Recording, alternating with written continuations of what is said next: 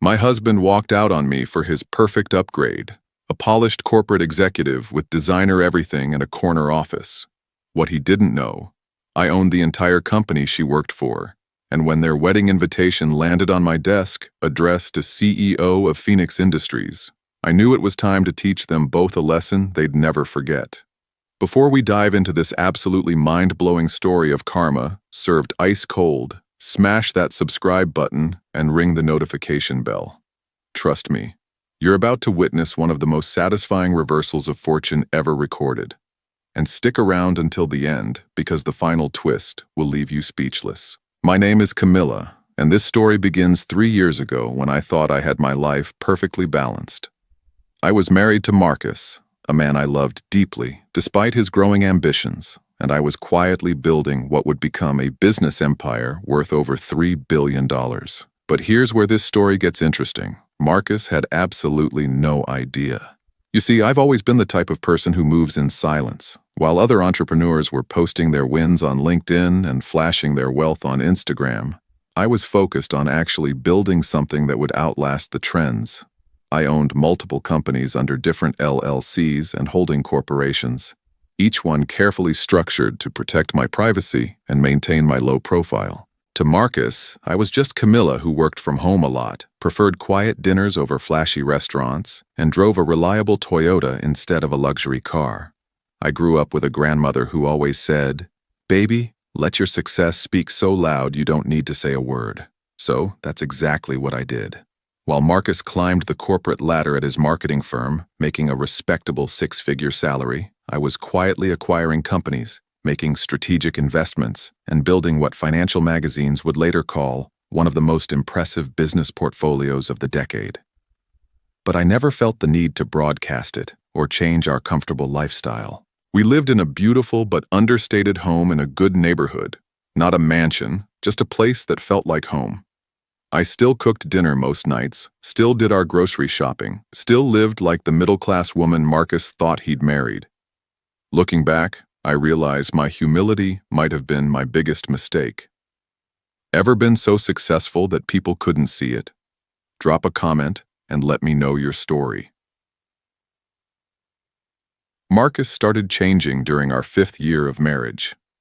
It began with small comments about how I should network more and put myself out there.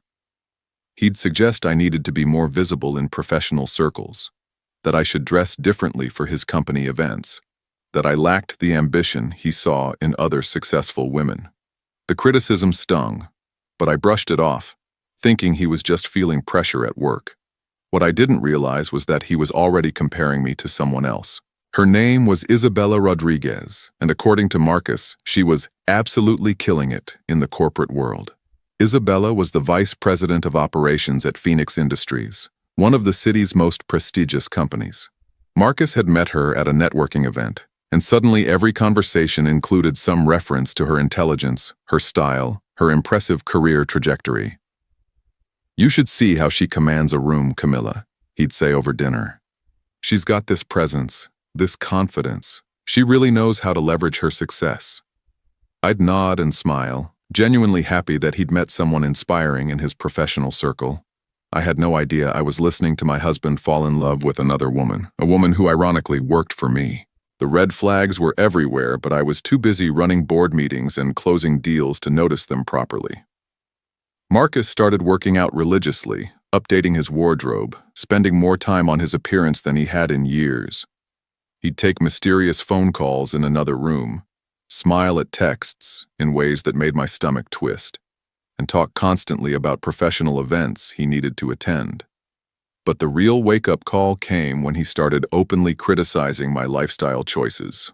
My clothes weren't sophisticated enough for someone my age. My car was embarrassing when we went to upscale events. My lack of social media presence showed I wasn't serious about building a brand. According to Marcus, I was wasting my potential by living so modestly. "Look at Isabella," he'd say, showing me her LinkedIn profile.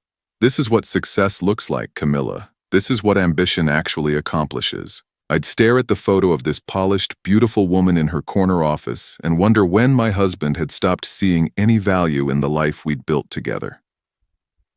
The night that changed everything. I was in my home office reviewing acquisition reports for a company I was purchasing when Marcus walked in with that look. You know the one, when someone's about to detonate your entire world and they're trying to figure out how to make it sound reasonable. He sat down across from my desk, looked around at what he probably saw as my little home business setup, and told me he'd been thinking about our future. "Camilla, I need to be honest with you about something." My heart sank, but I kept my expression neutral. "What is it, Marcus?" "I've met someone. Her name is Isabella, and she's everything I need in a partner right now." The words hit like physical blows, but I forced myself to remain calm. "Everything you need?" "She understands the corporate world, Camilla. She's ambitious, she's connected, she's going places. We want the same things out of life: success, recognition, the ability to move in circles that matter." He went on to explain how they'd connected intellectually, how she challenged him professionally, how she was the kind of woman who could elevate his career and social status. He described her like she was some sort of business goddess, while essentially telling me I was dead weight. The man I'd supported through 3 career changes, encouraged through countless setbacks, and loved unconditionally for 6 years was telling me I wasn't good enough because I didn't fit his new definition of success. "Marcus, are you absolutely sure about this?" I asked, keeping my voice steady. He actually laughed. "Camilla, be realistic. What can you offer me that she can't? Isabella makes 7 figures. She's connected to everyone who matters in this city. She's building something real. You're still working on these little projects from home that never seem to lead anywhere significant." Those words cut deeper than I can describe, not because they hurt my feelings, but because they revealed how completely this man had misjudged the woman he'd been married to for 6 years. The woman he was leaving for her 7-figure salary was sitting across from someone who could buy Isabella's entire company without checking her bank balance. But I didn't say that. Instead, I asked what he needed from me to make his transition easier. Marcus moved out that weekend, and within 2 weeks, his social media was flooded with photos of him and Isabella. She was exactly what he'd described: polished, sophisticated, always impeccably dressed. In every picture, they looked like the power couple he'd apparently always dreamed of being. His family, who had always been cordial but cool toward me, suddenly became very active on social media, liking and commenting enthusiastically on every post about his new relationship. I watched from the sidelines as they celebrated his upgrade. I won't pretend it didn't hurt. Watching him flaunt his new life, knowing he thought he'd traded up, was painful in ways I hadn't expected. But what bothered me most was the narrative he was creating. In Marcus's version of events, he'd evolved beyond our marriage. He'd tell mutual friends that he'd outgrown our relationship, that I hadn't supported his professional ambitions, that he needed someone who understood the demands of real success. Meanwhile, I threw myself deeper into my work. It was easier to focus on quarterly reports and strategic planning than to process the fact that my marriage had ended because my husband thought I was unsuccessful. The irony was almost laughable, but I was too busy moving forward to dwell on it. 6 months after Marcus left, everything changed with a single envelope. I was in my executive office at Phoenix Industries. Yes, the same Phoenix Industries where Isabella worked, reviewing some quarterly reports when my assistant brought in the day's mail. Most of it was routine business correspondence, but one envelope immediately caught my attention. It was cream-colored, expensive paper with elegant calligraphy addressing it to the CEO of Phoenix Industries. Inside was a wedding invitation. Marcus and Isabella were getting married. I sat there staring at the invitation, processing the delicious irony of the situation. The woman my husband had left me for, the woman he considered so much more successful than me, was my employee. She worked for the company I'd built from nothing. I called my assistant and asked her to pull Isabella Rodriguez's employment file. Isabella had been with Phoenix Industries for 4 years, working her way up from senior manager to vice president of operations. She was excellent at her job, which explained Marcus's admiration for her work ethic and success. Her salary was impressive by most standards, exactly the kind of 7-figure income that had dazzled my ex-husband. But what made this situation absolutely perfect was the email waiting in my inbox. Isabella had submitted a formal request for promotion to executive vice president, a position that required final approval from the CEO. From me, the woman my ex-husband thought was more successful than me was asking for my permission to advance her career at the company I owned. That night, I made a decision that would either be the most satisfying moment of my professional life or a complete disaster. I was going to attend Marcus and Isabella's wedding, not to cause drama or ruin their special day, but to finally reveal the truth about who I really was. Marcus had spent our entire marriage thinking I was some small-time entrepreneur with unrealistic dreams. He'd left me for a woman he believed was more accomplished, never knowing that woman worked for me. I spent the next month preparing for what would be the most important performance of my life.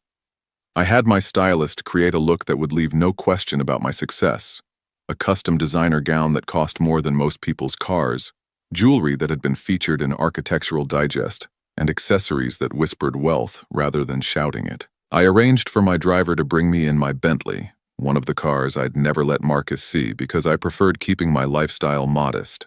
I mentally prepared for the conversation I was about to have with the two people who had turned my world upside down. The wedding was being held at the Grand Metropolitan, the most exclusive venue in the city.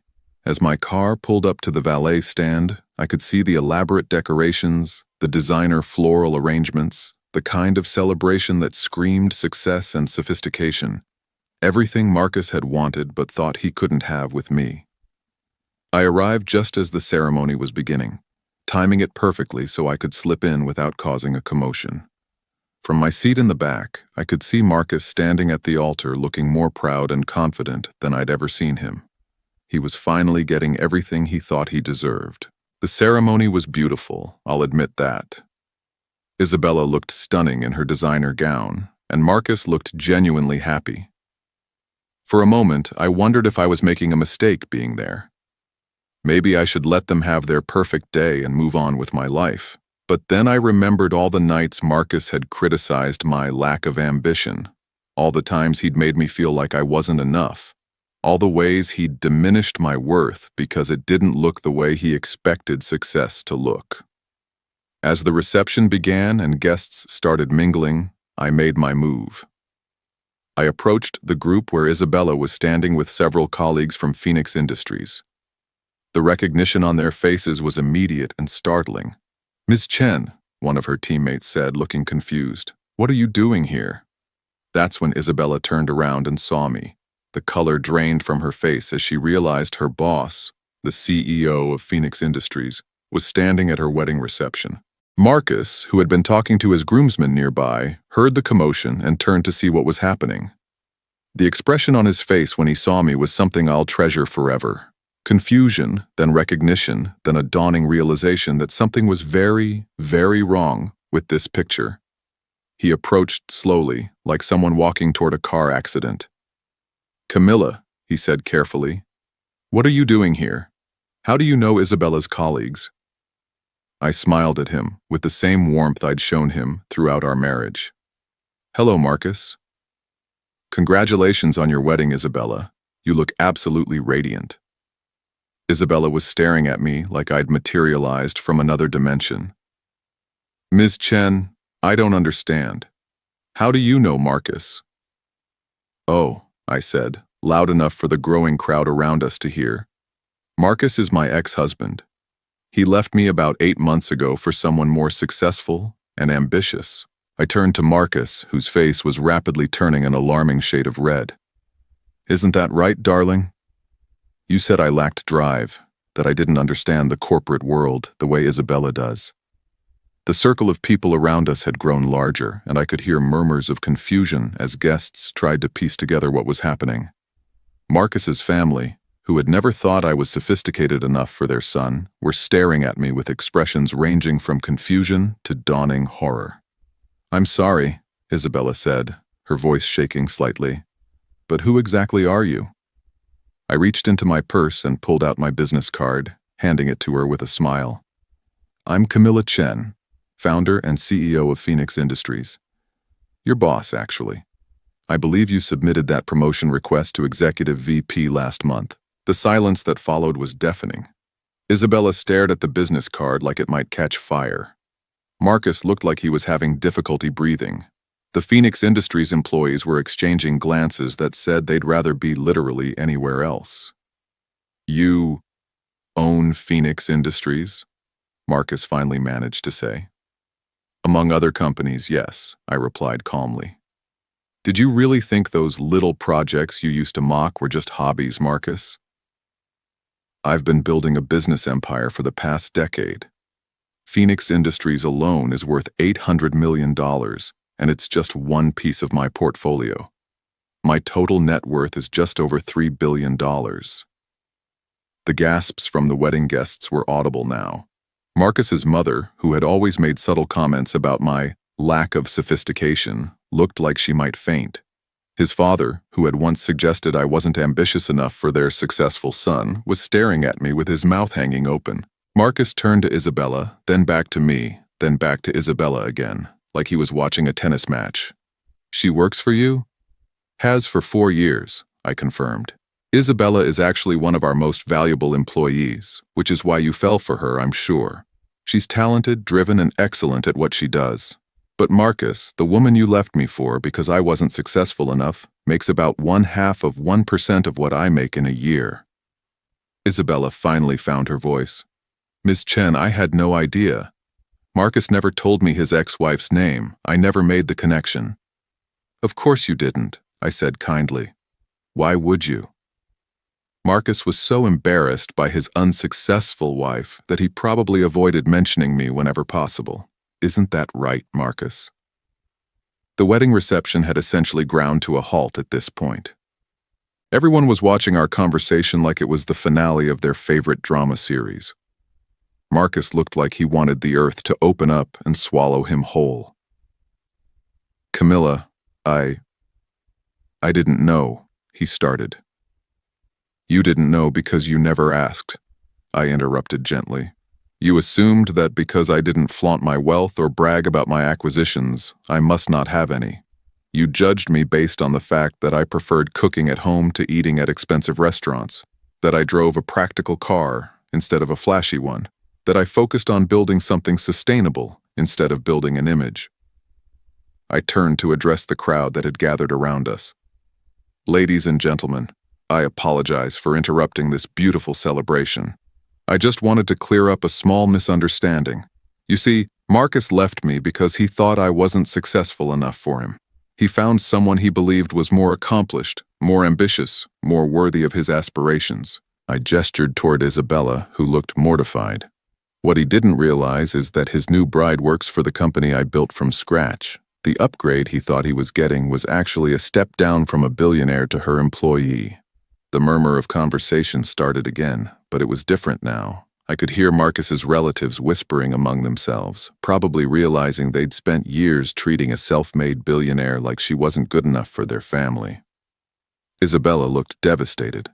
"Ms. Chen, I am so sorry. I had no idea about any of this. Marcus told me his ex-wife was... He said you were unsuccessful, that you lacked ambition." "I'm sure he did," I replied. "Marcus has always been gifted at rewriting history to make himself look better." Marcus finally found his voice again. "Camilla, why didn't you ever tell me? About the money, the companies, about any of it?" I looked at him with genuine sadness. "Because, Marcus, I wanted you to love me for who I was, not what I had. I wanted a husband who supported my dreams even when he couldn't see where they were leading. I wanted someone who believed in me when I was just starting out, not someone who would only value me after I could prove my worth with a bank statement." The truth of that statement seemed to hang in the air around us. Wedding guests were starting to piece together the full story. The man who had left his wife for a more successful woman had actually left a billionaire for her employee. "But why are you here?" Isabella asked, and I could hear genuine confusion in her voice. "Why come to our wedding to tell us this?" I smiled at her, and for the first time since arriving, it was completely genuine. "Isabella, you seem like a wonderful person, and you're certainly excellent at your job. I'm here because when your wedding invitation arrived at my office, sent to Phoenix Industries' CEO as a corporate courtesy, I realized that life had handed me the perfect opportunity to set the record straight. I turned back to Marcus one final time. You spent 6 years married to me, thinking I was some kind of failure. You left me for a woman you thought was more successful, never realizing that woman worked for me. Marcus, you didn't trade up. You traded a billionaire for her employee. With that, I turned to leave. As I walked toward the exit, I could hear the explosion of conversation behind me. Marcus's family was probably realizing the magnitude of their mistake in dismissing me all those years. Isabella was probably wondering what this meant for her career and her marriage. And Marcus was probably wondering how he'd gotten everything so spectacularly wrong. Just before I reached the door, I turned back one more time. Oh, and Isabella. About that promotion request, let's discuss it Monday morning. I think a transfer to our London office might be exactly what you need for a fresh start. The position comes with a significant salary increase and equity options. The drive home was the most satisfying of my entire life. My phone was buzzing constantly with messages from people who had been at the wedding, but I ignored them all. I'd said what I needed to say, and now I could finally move forward with complete closure. Marcus called me that night, then again the next morning, then several more times throughout the week. I didn't answer. What was there to discuss? He'd made his choice based on what he thought he knew, and now he had to live with the consequences of his assumptions.